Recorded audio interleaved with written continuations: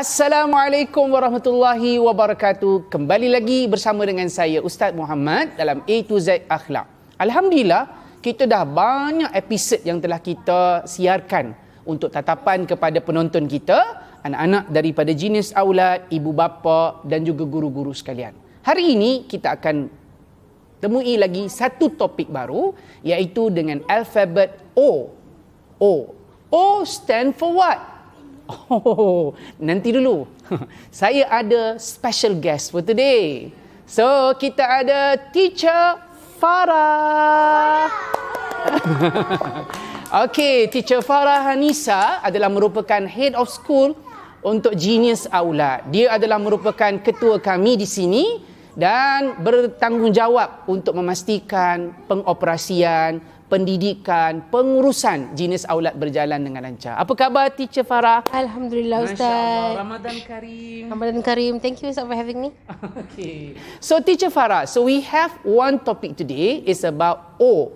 O stand for what? O stand for obedience. Okay? Obedience. Obedience maksudnya adalah patuh ataupun dalam bahasa Melayu yang lain bermaksud taat. Taat. Apakah itu maksud patuh ataupun taat? Patuh ataupun taat ni adalah seseorang yang mengikuti arahan yang diberikan tanpa mengelak ataupun mengurangkan atau melebihkan daripada apa yang diarahkan. Jadi maknanya dalam erti kata lain, bila diberikan satu arahan, mereka akan mengikuti arahan tersebut dengan baik. Diberikan satu tugasan, mereka akan laksanakan tugasan itu dengan baik.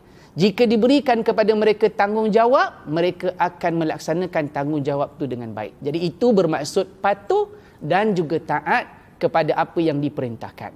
So bila kita sebut tentang patuh dan taat ini Teacher Farah, biasanya Allah Subhanahu Wa Taala menyebutkan patuh dan taat ini pergi kepada 3 perkara. Yang paling tinggi adalah taat kepada perintah Allah. Yang kedua adalah taat kepada Rasul. Dan yang ketiga adalah taat kepada ulil amri ataupun pemimpin di kalangan daripada kita. Jadi seperti mana kita tahu, taat pada perintah Allah ni macam-macam. Betul tak Teacher Farah? Antara macam contoh solat, kan? Puasa dan sebagainya. Kalau kita boleh berikan contoh-contoh tentang amal ibadah ataupun perkara-perkara baik yang Allah perintahkan kita dalam bulan Ramadan, mungkin Teacher Farah ada perkara yang mungkin dikongsikan, apa praktis-praktis yang boleh kita lakukan dalam bulan Ramadan? Okey, since saya cakap tentang solat tadi kan, kita taat kepada Allah kan.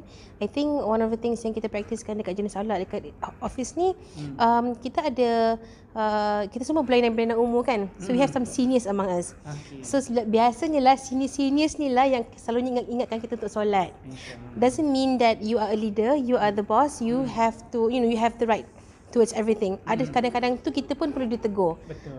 Teacher Farah dah solat belum? Belum. Lepas tu kita solatlah ramai-ramai. Belum puasa ni kan? InsyaAllah. Kalau program tadarus kita ada buat ke Teacher? Ada. Ada, kita ada program tadarus juga. Of course, setiap staff tu diberikan chance untuk habiskan a certain juzuk. Lepas tu kita at the end kita akan ada satu kira program lah. Tadarus juga yes, sama-sama lah. betul Ustaz. Masya-Allah. Itu pun salah satu bentuk perintah Allah Taala, dan cara macam mana kita nak menjadikan perintah Allah tu kita dapat lakukan dengan sebaik mungkin. That's how kita benefit daripada aktiviti-aktiviti yang terbaik yang boleh kita lakukan dalam bulan Ramadan. Tapi selain daripada itu Teacher Farah, pada taat pada perintah Allah, taat pada perintah Rasul, kita ada satu part lagi yang kita katakan taat kepada pemimpin kita.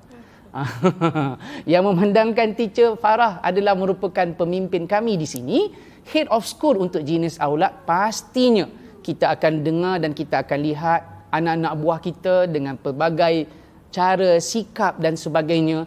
Rasanya lah Teacher Farah, mungkin ada perkara, sebab Allah Ta'ala sebut dalam Al-Quran, bila kita kata taat kepada pemimpin, dia punya garis panduannya adalah seperti ini, iaitu kita akan taat selagi mana ia tidak bertentangan dengan perintah Allah dan juga Rasul. Okey? Jadi maknanya taat adalah pada perkara kebaikan. Kalau katalah leader minta untuk kita mesyuarat pada pengurusan sekolah, adakah itu perkara baik atau perkara buruk? perkara baik. Jadi itu adalah sebahagian perkara yang perlu untuk kita taat sebagai seorang pekerja. Agaknya lah Teacher Farah, kita ada kat Genius Aulad, saya difahamkan kita ada ramai teacher, kita ada lebih kurang dekat 82 outlet dan kita ada di bawah HQ kita ada lebih kurang dekat 13 outlet. So kita ada HQ center, kita punya branch dan lain-lain. Boleh tak Teacher Farah beri nasihat sedikit kepada kita semua kat sini untuk jadi sebagai seorang pekerja yang baik, apa yang perlu kita buat untuk kita sama-sama menjadikan organisasi pendidikan kita ini berjaya?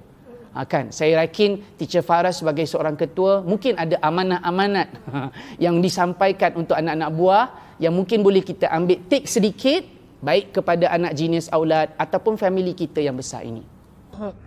Okey Ustaz, macam saya mention tadilah, saya rasanya dalam satu organisasi ni pentingnya communication. When you say obedience ni, yes, seorang staff perlu patuh kepada leader dia, pada arahannya. Tetapi sebagai seorang leader juga, kita punya tanggungjawab kita. Our obedience towards our staff. Apa dia yang kita perlu dengar cakap dia orang. Kita kena dengar dia punya suggestion. Kadang tu bukan kita tahu semua. Betul tak Ustaz? Maksudnya berkongsi-kongsi pendapat. Betul. So walaupun kita ada 82 center contohnya, di mana kita ada setiap bulan kita minta untuk coaching tu, kita akan tanya pendapat masing-masing. Apa pendapat mereka. If let's say ada sesuatu tu works for their center, kita boleh share ramai-ramai, tak ada masalah. Maknanya tak kira lah aras kita punya Betul. level of seniority, daripada event cleaner ataupun helper kita sampailah ke peringkat lebih tinggi, pandangan mereka juga perlu untuk kita dengar. Betul?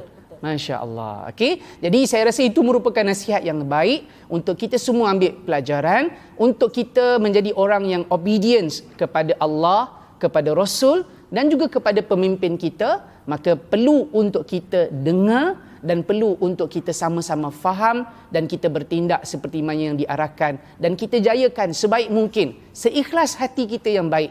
Mudah-mudahan berkat Ramadan ini Allah gandakan pahala untuk kita dan kita akan jadi orang yang berjaya di dunia dan juga di akhirat. Okey, itu saja untuk episod kita pada kali ini. Thank you so much for your listening. Stay tuned with me in the next episode. See you when I see you. May Allah bless you. Ramadan Kareem. Assalamualaikum warahmatullahi wabarakatuh.